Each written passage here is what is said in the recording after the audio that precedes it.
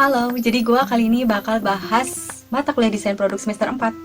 Sorry banget di video yang kemarin yang mata kuliah semester 3 desain produk, gue bener-bener buat videonya singkat banget. Dan semoga bermanfaat ya buat kalian, karena gue disitu kan sebutin mata kuliahnya apa aja, cuman gue gak ngasih penjelasan sedikitnya kayak apa, karena gue beneran lupa banget di situ. Dan juga lupa gak searching, gue langsung tag video, terus pas tag ini gimana, gue beneran lupa banget. Tapi ya udah deh, gak apa-apa, semoga bermanfaat ya yang kemarin. Tapi kalau kalian mau tanya-tanya, kalian bisa langsung DM aja ke Instagram gue @dbwjy_melia.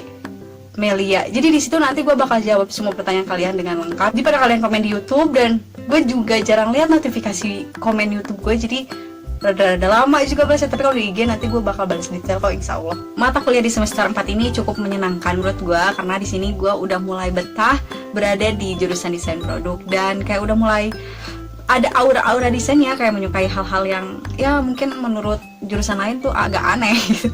Tapi di sini gue benar-benar udah mulai suka di mata kuliah semester 4 ini, udah kayak enjoy, udah kayak happy gitu, kayak udah mulai menerima, kayak udah bisa ngatur ini itu, kayak gitu sih. Mata kuliah semester 4 yang pertama ada portfolio design.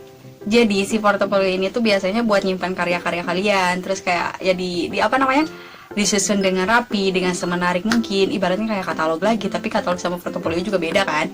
Jadi di sini tuh nanti kalian kalau misalkan ngelamar nih yang anak desain, suka ada tertera CV dan portofolio yang kayak gitu. Nah jadi si gunanya portofolio ini tuh untuk nyimpan karya-karya kalian, dari misalkan dari karya pertama kalian sampai karya terakhir kalian, jadi kayak gitu. Dan di si portofolio ini waktu mata kuliahnya gue diajarin pakai Adobe Photoshop. Dan karena yang namanya kuliah jadi ya gitu, 25% sama dosen, 75% kan kita yang nyari. Jadi nggak detail banget diajarinnya, jadi ya rata-rata otodidak gitu. Jadi cuman kayak dosen pengenalan, disuruh buat ini itu, dan selebihnya kita cari tahu sendiri, ngulik sendiri di si Photoshop ini, kayak gitu. Terus waktu itu diajarin ya awal-awal tuh gue buat portofolio yang asal aja dulu, maksudnya belum ada gambarnya.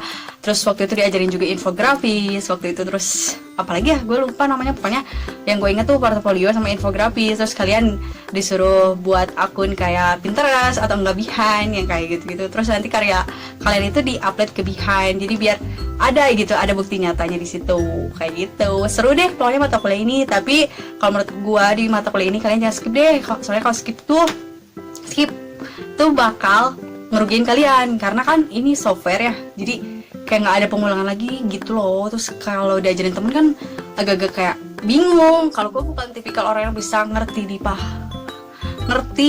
paham diajarin temen gitu, kayak gitu sih. Jadi gue lebih baik enak diajarin dosen daripada gue nanya-nanya ke temen, kecuali kalau emang gue nggak bisa. Tapi ada yang nggak bisanya, baru gue nanya teman, kayak gitu sih. Jadi menurut gue kalau di mata kuliah ini penting banget kalian harus masuk tiap mata kuliahnya.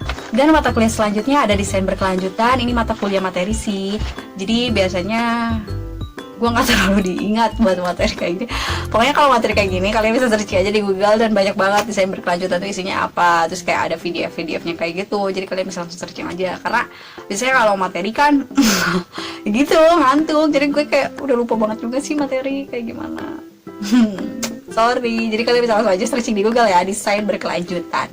Selanjutnya ada mata kuliah teknologi terapan. Ini juga materi, jadi ya kalau nggak salah materi deh, nggak ada praktek teknologi terapan ya, kayak teknologinya di desain, kayak gitu sih penjelasannya. Ini banyak presentasi juga, jadi pokoknya yang materi-materi kayak gini kalian bisa langsung searching di Google, karena di sini tuh ada PDF-nya kayak gitu. Teknologi terapan tuh ya tentang teknologi desain. Selanjutnya ada mata kuliah model digital 1. Jadi model digital itu kalian diajarin software desain untuk ngedesain digital. Waktu itu gue diajarin AutoCAD. Nah waktu yang AutoCAD ini gue diajarin buat bikin denah rumah. Terus ujian UASnya juga bikin denah rumah, kayak gitu. Karena mungkin denah rumah yang paling sulit kan, jadi kayak kita udah ngulik langsung si software AutoCAD ini. Seru sih, tapi gue waktu awal juga gak paham banget. Terus gue gak punya si AutoCAD ini kan di laptop, jadi gue gak ngulik. Jadi si AutoCAD ini gue cuma ngulik di labnya aja, di lab komputer pas saat kuliah. Jadi alhasil kayak gini. Terus waktu ujian juga gue lupa. Oh iya, pas mau ujian deh gue baru install si AutoCAD ini. Jadi gue bener-bener gak ngulik banget. Tapi yang gue ingat waktu itu kita bikin denah rumah pakai AutoCAD ini. Jadi si AutoCAD ini adalah digital 2 dimensi. Jadi kalau kalian buat gambar teknik atau drawing teknikal, pakai software ini. Terus kayak arsitek juga pakai ini biasanya, yang buat 2 dimensinya, jadi kayak ukurannya tuh pakai software ini kayak gitu. Jadi penting banget nih buat kalian yang kalau ada mata kuliah model digital, kalian lebih baik masuk. Jadi ini benar-benar bermanfaat banget, soalnya ketika sudah lulus, jadi waktu gue udah lulus juga agak-agak kikuk. Pas magang deh gue kikuk, aduh AutoCAD gimana ya, lupa. Jadi gue cuma tahu dasarnya aja, tapi setelah diulik enggak kok, gampang. Tapi yang penting kalian kalau udah tahu dasarnya, nanti kesananya gampang kok. Selanjutnya ada mata kuliah praktek bengkel.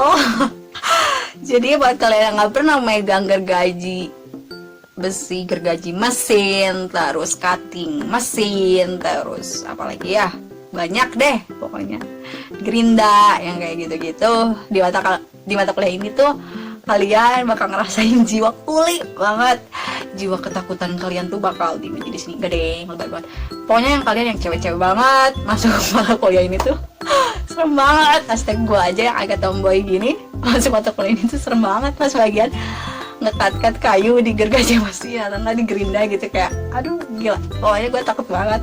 Cuman di waktu di mata kuliah ini tuh gue buat stool, tau kan stool kursi tanpa senderan waktu itu, dan gila nilainya bagus banget. Gue seneng banget. Jadi pada intinya gue berhasil di mata kuliah ini, entah karena dosen ya, gue juga nggak tahu deh pokoknya. Tapi seru banget pokoknya. Perlengkapan di praktik bengkel ini, kalian beli kacamata, kalian beli masker, ada masker khusus yang sama kacamata khusus gitu, dan harganya mahal ya gengs. So kalian juga beli gergaji, beli penggaris muter, bukan penggaris biasa, maksudnya penggaris yang buat kuli-kuli arsitek kayak gitu. Terus palu, wah gila, gue di sini beneran alat-alat perkakas banget di praktik bengkel ini. Palu, paku, obeng, terus tang, terus tadi apa? Gergaji besi yang kecil, terus gergaji yang gede, terus apalagi ya? Gue lupa ya. Itulah perintilan-perintilan, pokoknya alat-alat perkakas aja. Dan kalau setiap kuliah gue bawa itu. Jadi kayak ngakak, kayak yang lain tuh ciwi-ciwi, jurusan lain tuh enak gitu, penampilan bagus lah. Kita mau kuliah bawa gergaji tas kecil, terus tas gedenya bawa gergaji kayak gitu, kayak bawa polder segala macam, sama perlengkapannya. Terus sama nanti kita ada buat baju bengkel juga. Terus nggak boleh dipakai sepatu flat shoes, harus pakai sepatu tali gitu, karena kan bahaya kan.